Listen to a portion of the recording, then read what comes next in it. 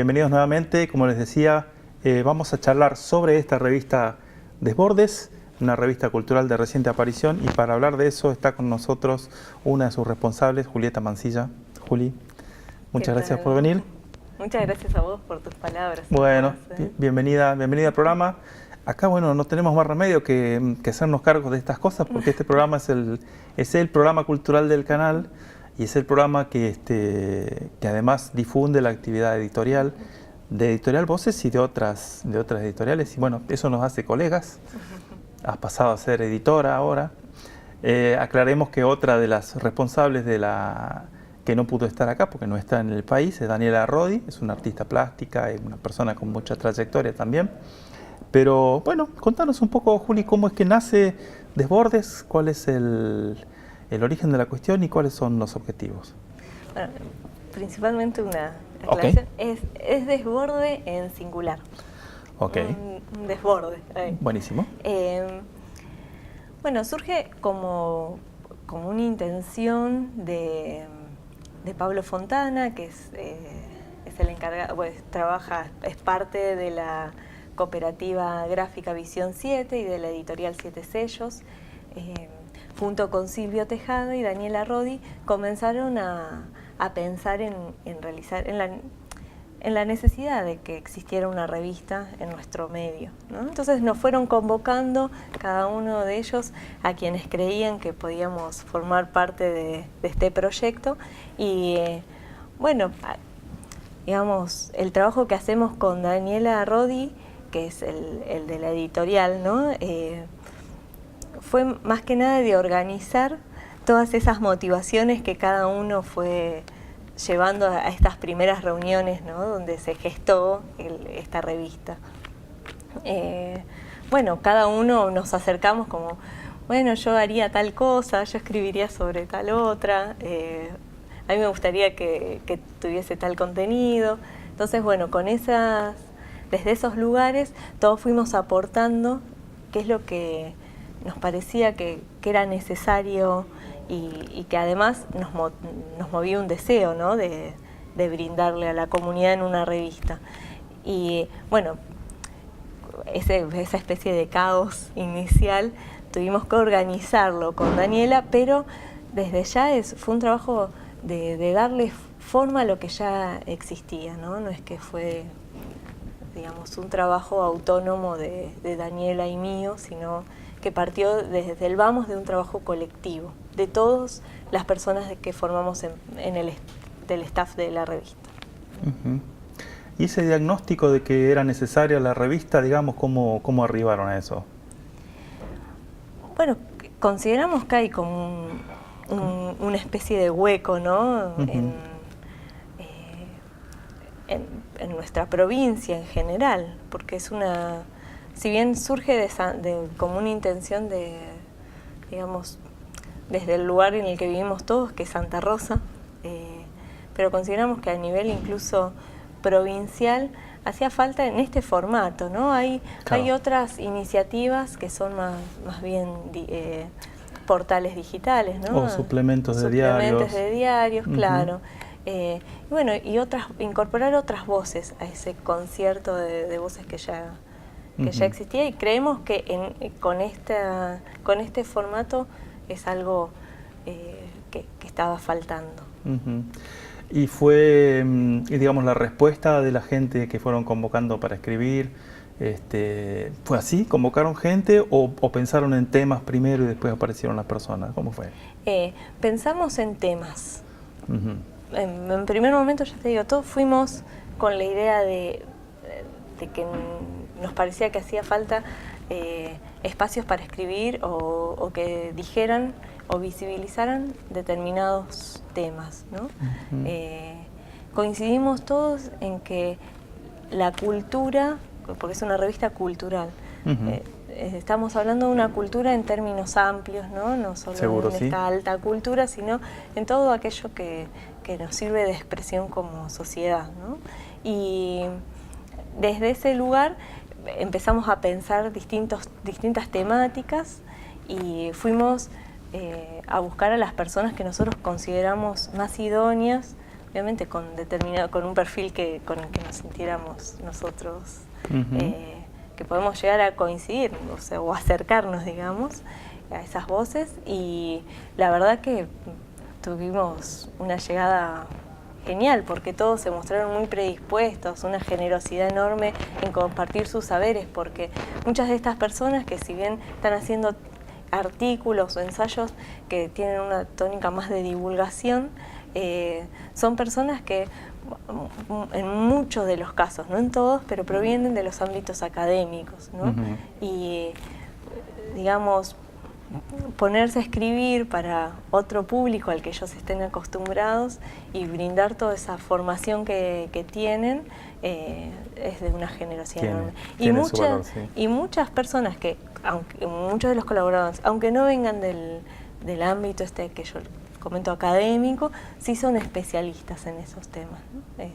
Y bueno, creo que nos encontramos como digamos, esa necesidad de encuentro que gestó la revista, ¿no? De participar, de oír diferentes voces que capaz que no estaban siendo oídas o no tenían el espacio, ¿no? para decir aquello que querían decir y visibilizar ciertas situaciones que están sucediendo. Bueno, fue muy grato encontrarse con que era un deseo compartido por muchas más personas que las que conformamos el staff. Una de la primera cosa que llama la atención de la revista es la impresión, que es de muy buena calidad, y el papel, que es de muy buena calidad. Esto, por supuesto, tiene mucho que ver con que la iniciativa proviene de una editorial que además tiene una imprenta, ¿no? Como 7 sellos. Pero la pregunta que te quería hacer, ¿la forma de organización de esta revista también respeta o sigue principios cooperativos o...? La forma de organización, la forma de plantear. Comercialización y de... En fin, no creo que haya grandes utilidades con esto, pero... No, la intención primordial es poder cubrir los gastos de impresión, claro, ¿no? Claro, que generan, porque sí, realmente queríamos que sea un producto de calidad, ¿no? Y que la gente que acceda y que compre la revista le dé placer también tenerla, ¿no? Como objeto, como que sea coleccionable, para conservar, también. Claro. Sí. Que dé gusto leerla, que tenga una letra que sea clara, que legible.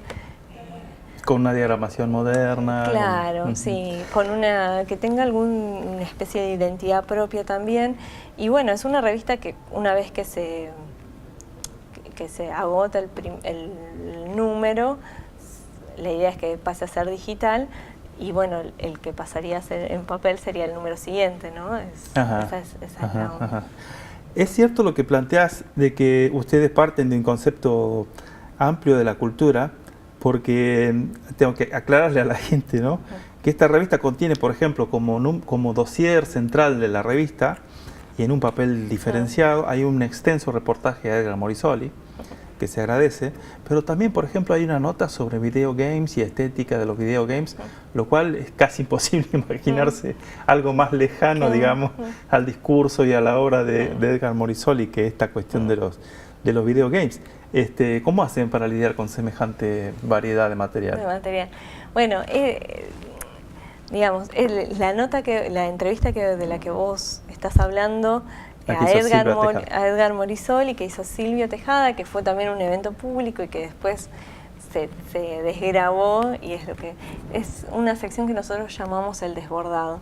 Por eso tiene un papel diferente. No nos interesó la extensión, sino bueno, tiene 9 páginas, listo, van las 9 páginas. Y esa es la intención de esta sección, que va a ir incorporando distintas temáticas, no siempre la literatura, pero siempre con esa intención. No importa cuán extenso sea el artículo, va a ir igual. Y en cuanto a las temáticas, bueno, como es nuestra intención abarcar distintos campos, y creemos que si no lo hemos logrado también en lo vamos a seguir logrando, y esta fue una especie de, si bien con mucho trabajo detrás, una prueba piloto, ¿no? Para ir intentando encastrar todas esas distintas expresiones que conviven en nuestra sociedad, ¿no? Como es tanto la literatura de una persona, un poeta súper importante para nuestra provincia, y bueno, cómo se diseña un videojuego, que es algo a lo que los jóvenes hoy están mucho más inclinados como una posibilidad laboral incluso, ¿no? Que tiene que ver con un desarrollo a veces de capacidades que lo hacen como un hobby, si se quiere, ¿no? Porque están más familiarizados con la tecnología, pero también es un circuito que está muy desarrollado y que uno, si no consulta a quienes están en ese mundillo, no puede acceder, ¿no? Sí, sí. Y conviene además interiorizarse un poco el tema de los videogames, porque sobre todo la política cada vez se parece más a un videojuego, ¿no? Bastante lejos de la realidad y Es que tienen o sea, hay un trasfondo en un videojuego que es increíble y es, bueno, hay guionistas, no solamente el que diseña el video, ¿no? La lógica, la intencionalidad del video, sino hay un montón de personas. Bueno, en este caso Mauricio Parnoy también comenta, ¿no? Que muchas veces, de acuerdo a la organización que hay detrás del videojuego, puede haber muchas personas o pocas personas haciendo la tarea de muchos, ¿no? Como sucede en cualquier otro ámbito. Se impone la pregunta, ¿por qué el nombre, Desborde? Desborde, fue algo, creo que lo que más nos costó y nos hizo retrasar un poco la salida del primer número fue definirnos por un nombre. Había varios nombres ahí circulando y no nos terminaba de convencer. Partió como un chiste, ¿no? Esto de que somos todas personas las que trabajamos en la revista que estamos desbordadas por un montón de actividades extras, y hay veces que para una reunión nos costaba encontrarnos. Entonces, bueno, salió como un chiste, estamos desbordados, y es un desborde. Pero también pensando en cuando lo aceptamos que este era el nombre y que nos gustaba, lo pensamos como una cuestión de que, bueno, esto de desbordar el término cultura como se venía tratando, ¿no? Como ciertos medios lo tratan, ¿no? Esto de la alta cultura y centrarse en estas expresiones de estos lugares un poco más capaz que legitimados, si se quiere, y que dejan en los bordes estas otras expresiones que también forman parte de la cultura, y también desbordar las disciplinas desde donde enfocamos las temáticas que se abordan en la revista, ¿no? Eso, porque bueno, es algo que sucede en todos los ámbitos hoy en día. Uno no accede o no soluciona un problema solamente con una capacidad, digamos, o con sino que utiliza varios recursos que vienen de... La cosa de la interdisciplinariedad. Sí, claro, sí. Hay notas que son como muy clásicas, digamos, de revista cultural. Por supuesto está la nota bibliográfica sobre un libro, que por cierto me pareció excelente, de Virginia González, sobre este libro de Marta Dillon. Después está, por supuesto, la crítica de cine, que está a cargo de Norma Arana. Hay un dossier fotográfico de obras de Rodrigo Pérez. Pero francamente, y permitime, ¿no? Para mí la nota que más me convocó y que leí con mucha fruición y que pienso releer porque, bueno, porque está dentro por ahí de mi área de intereses más específicos, es esta nota maravillosa de Ivana Sabelli, a quien no tengo el gusto de conocer, pero me encantaría felicitarla por esta nota. Esta nota que es un reportaje a 3 bailarinas de tango, a las cuales se las inquiere, además de sobre la realidad diaria de su métier, ¿no? Que tiene tanto misterio eso, ¿no? Se las inquiere también sobre esta cuestión de qué hace una mujer cultivando un género que tradicionalmente es muy machista, y no solo machista, sino por momentos hasta degradante para con las mujeres. Contanos un poquito más de esta nota? ¿Cómo fue la cocina? Bueno, Ivana es la correctora de estilo de la revista, ¿no? Entonces, bueno, como para que vean que los que formamos del staff tenemos alguna función específica que tiene que ver con lograr que la revista salga, ¿no? Pero a su vez también hicimos algún aporte.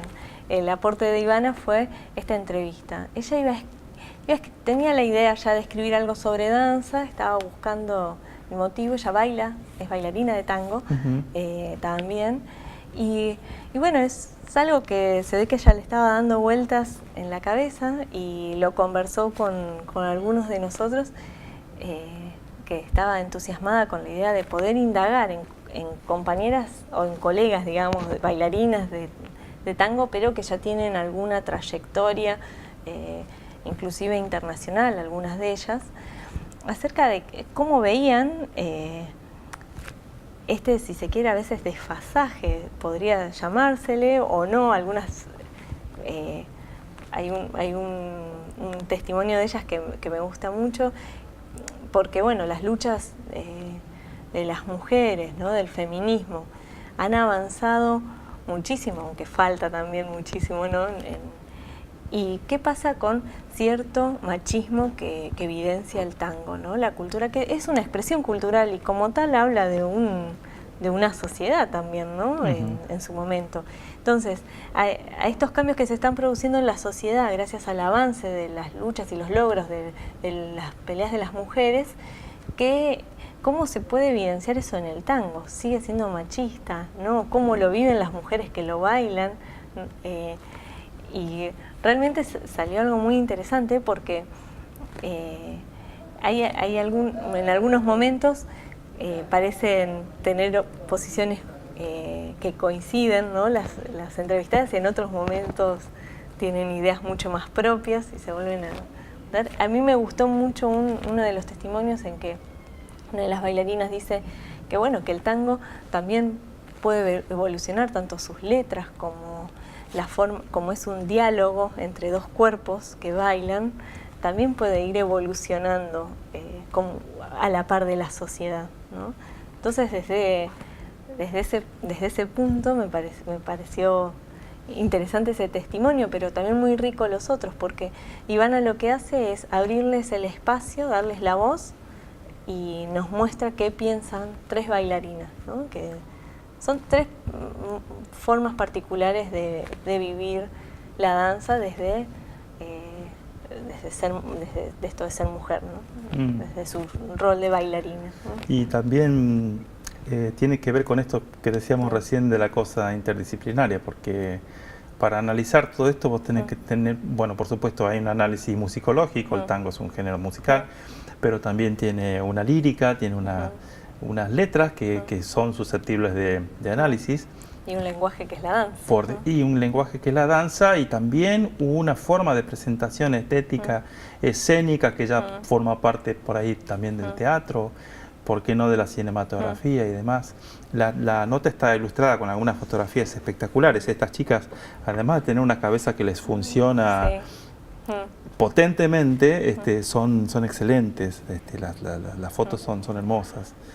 Y bueno, nada, felicitaciones, y espero que les vaya muy bien con este emprendimiento y que no decaigan, que sigan trabajando en esto. Si te parece, Juli, vamos a hacer una pequeña pausa, y después de este cortecito que vamos a hacer, hablamos un poquito más sobre vos y tus otros proyectos y actividades. ¿Okay? Bueno, muchas gracias. Ok, bueno, por favor no se vayan, que seguimos dialogando con Julieta Mancilla.